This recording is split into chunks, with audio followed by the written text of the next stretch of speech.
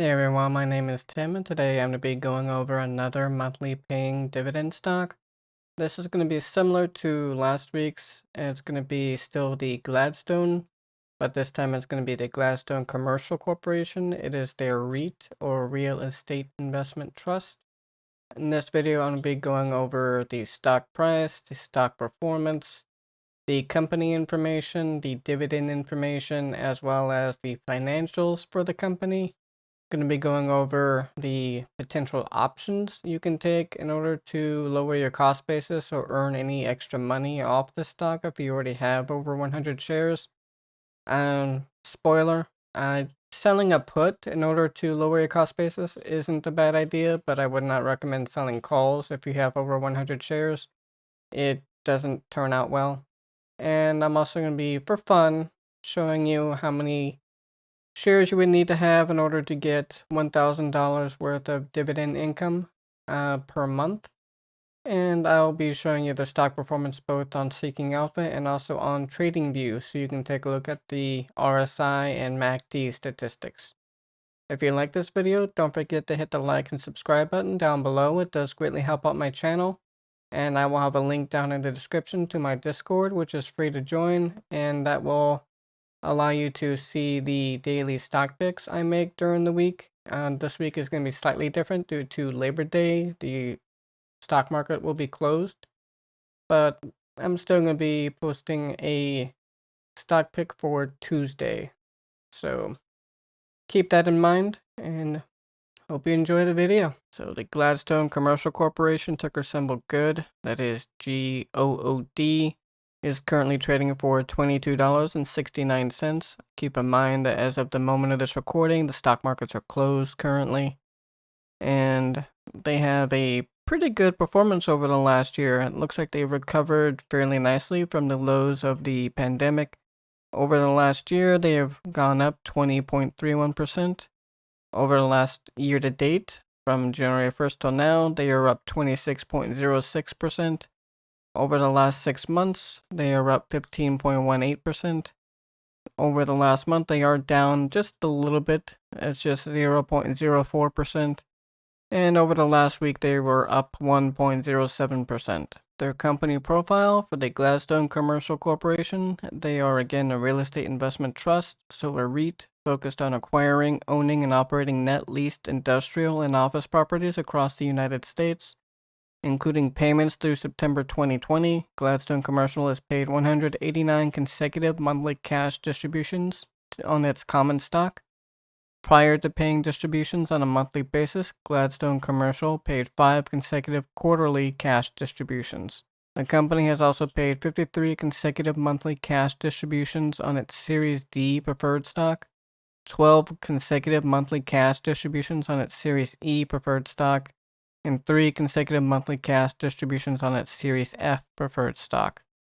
Gladstone Commercial has never skipped, reduced, or deferred a distribution since its inception in 2003. It's headquartered in McLean, Virginia. Keep in mind that because this is a REIT, they are required by law to pay out 90% of their profits to their shareholders. So that's where their higher than normal dividend information comes from. REITs typically have higher dividend payouts, and they also have a higher dividend payout because they have to. For their exact dividend information, they have a 6.62% yield, which equates to an annual payout of $1.50 per share. They have a payout ratio of 97.53%. And they have a 5-year growth rate of 0.02%, and they have grown their dividend over the last 2 years. They pay out 13 cents per share on a monthly basis. So that's where you get the $1.50 per year per share. Their ex-dividend date tends to be around the 3rd week of the month, and then they pay out towards the last few days of the month.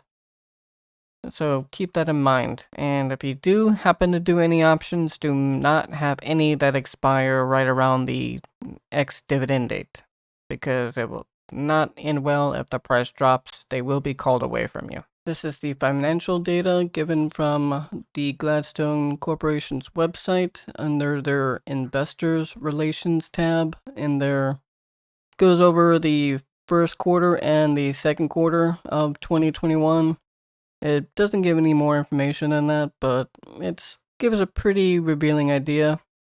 I'm not going to be going over everything on here. If you want to do your own research, you can, but I'm going to be going over the more pertinent amounts of data, like the revenue and expenses and things like that. So, for instance, the total operating revenue in the first quarter was $34,677,000, and in the second quarter had dropped to $33,371,000, which is a drop by 3.8% or $1.3 million. Now, their expenses also dropped from the first to second quarter. So the second quarter had expenses of $24,987,000, or almost $25 million. And then in the first quarter, they had expenses of almost $27 million at $26,904,000. So their expenses dropped by 7.1%, or $1,917,000.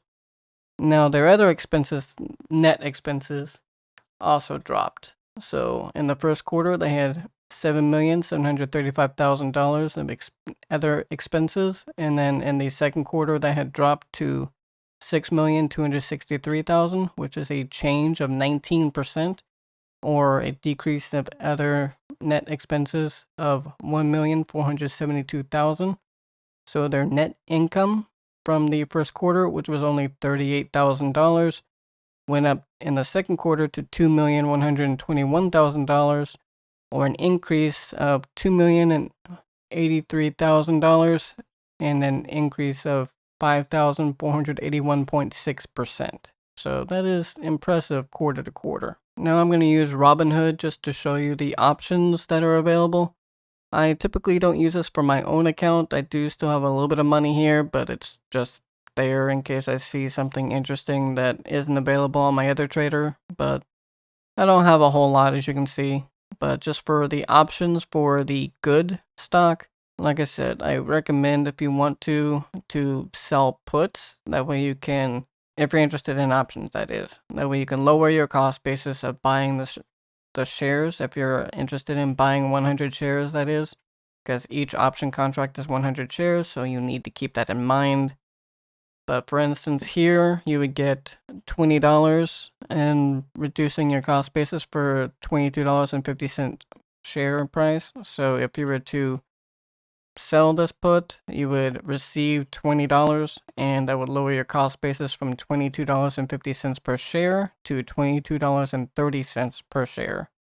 So, but keep in mind though, if the stock price and when this expires on September 17th, is below $22.50, you will be obligated to buy 100 shares at the $22.50 price level, but you do get to keep the $20 premium that you collected regardless. So that's how you can lower your cost basis.